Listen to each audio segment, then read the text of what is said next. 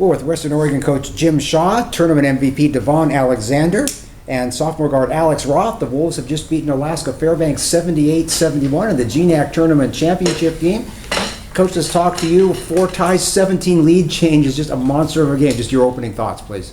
Well, I thought Fairbanks played really well. I'd like to give them a lot of credit. They were extremely hard team to stop, and we kept talking about different ways to try and stop them, and then finally we just went with let's make shots instead, and we made a few more shots than they did. But I thought they played extremely well, and I thought that after we settled in that we played well. Devon, your thoughts, please. Yeah, like Coach said, to follow up on that, they're a really good team. They play together. Slocum is a good guard. Javante can score the ball, and we were very fortunate to hit some key shots with Alex Roth. He came up huge at the end, and just want to thank the coaching staff. I want to thank all my teammates. I want to thank God, all the fans, and it was a tremendous win. And finally, Alex, your thoughts, please. It was a grind from the start. Both teams are very great teams. Obviously, we were 1-2, but it all comes down to our senior leadership. That's what really separated the game. Devon, wow. That's all I got to say is just wow. Amazing guy right here, offense and defense. And the coaching staff did a phenomenal job, too. We've thrown the word history around with this team pretty loosely this year. Obviously having the first preseason national ranking, able to hold that for the entire year, able to make it to number 1. But now we get to add the first ever Western Oregon GNAC tournament title. From coaching and players' perspectives, knowing that this season continues on towards the regionals, how have these stepping stones as they are guided your way to get you to one of your major goals, get to the regional, and from all looks of it, hosting it? Well, I think that we talk about the season being a journey, and each day is a part of the process in that journey, and that every time you have an opportunity that you need to make sure that you're prepared to do your best, and they need to do your best. And so we have an opportunity today, and I talked to the team about the fact that we're playing a team that season is most likely on the line. That's what they have on the line. And no matter what happens today, the reality of it is tomorrow we're going to be the 1 seed in the West, and so some people on the outside would see them having a higher level of sense of urgency.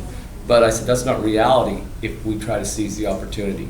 And I mean, I've known their coach for years and years, and we're good friends. He's like a brother to me, but for those 2 hours, that doesn't matter. So, and I thought our guys approached it with the right mindset and took advantage of the opportunity they had.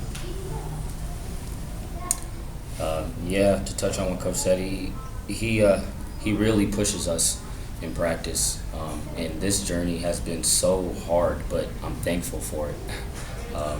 It's such an incredible feeling to see the guys that you grew up with for 4 years, and they get a little piece of the pie as well. And in the whole school now, we got another history mark to make.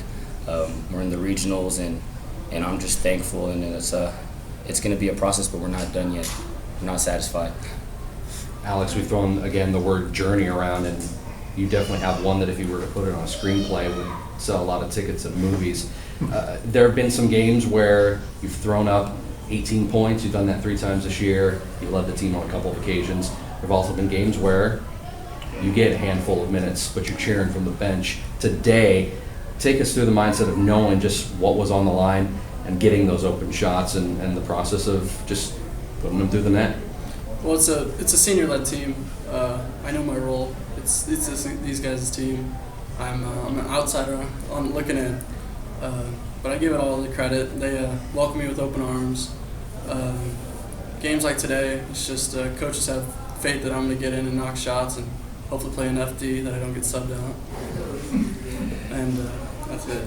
Coach, were you hiding him in the first half? No, the thing was at halftime, I talked generally to everybody, but I talked specifically to Alex and Andy for a reason, in that Andy was deferring too much. And good, bad, or indifferent, he's an All-American for a reason. He's a 2-time Conference Player of the Year for a reason, and he was deferring too much. And after watching the first half, I knew we were going to need to score in order to beat them. This wasn't going to be a game that was in the 50s. And Alex is capable of guarding somebody on their team, whichever guy we match him up with.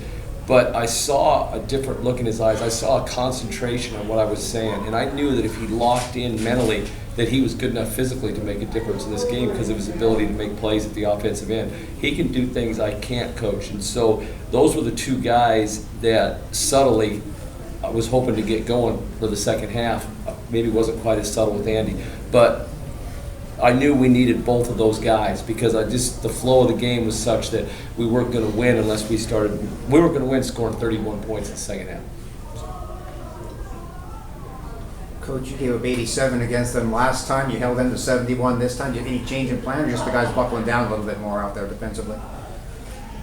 No, we weren't playing with Fairbanks. So I guess that was a little different. I thought we did a lot better job on the boards. You know, we out-rebounded them by 16, so we were clearly the more physical team. Devon had 10 rebounds.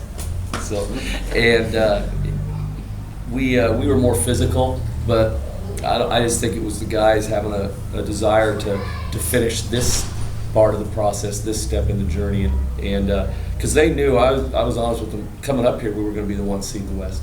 Whether we lost to Seattle Pacific, lost today, I mean that part, there's too much difference between the seedings. But still we had an opportunity, and I could have been prouder of how hard we played yesterday and today too. It just was a very different type of game. But if you're going to be good, and our guys are good, you have to be able to win more than one way. The entire tournament. Oh, go ahead. You gotta win 3 in 3 days. Next week, I thought the Sunday was off. Yeah. No, I mean, I'm saying this week. You Yeah. went Thursday, Friday, and Saturday. Oh, no, you were off Thursday, I'm sorry. Yeah, no, Yeah, we were chilling on Thursday. Monday. So, Both these guys were clutch. Talk about that.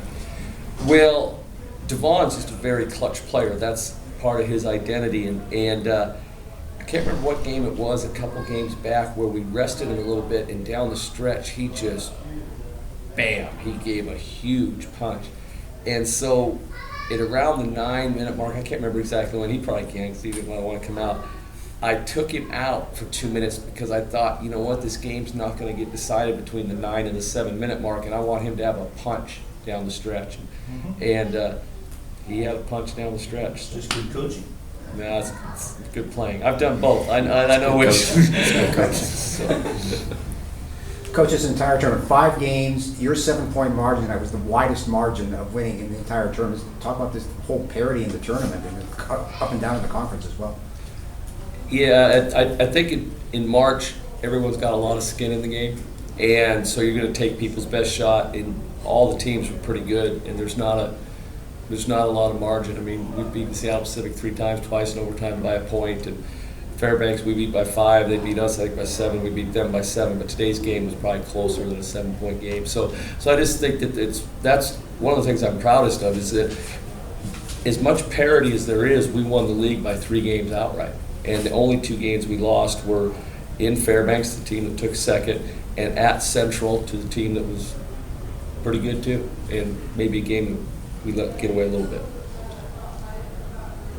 Alex, has it, and when you only play a couple minutes in the first half, and then the first part of the second half, you weren't playing, coming off the bench, I mean, obviously you came out firing, but is that your mentality? Is that, how do you keep your head in the game? You just gotta know that your teammates and coaches, they have faith in you. It doesn't matter if you play 1 minute or 10 minutes, they're gonna have faith in you as soon as you come in to step in and do your role and knock down shots and play hard D. So I gotta give all the credit to them, just keeping faith through the first half, through the first couple minutes, they still had faith. Alex is a really good offensive player. I mean, we're all works in progress, including myself, and he's a little bit of a work in progress on defense, but offensively, he's a really good offensive player. Making baskets, I'll speak up for him, making baskets is not a complicated thing for him. He's a good scorer.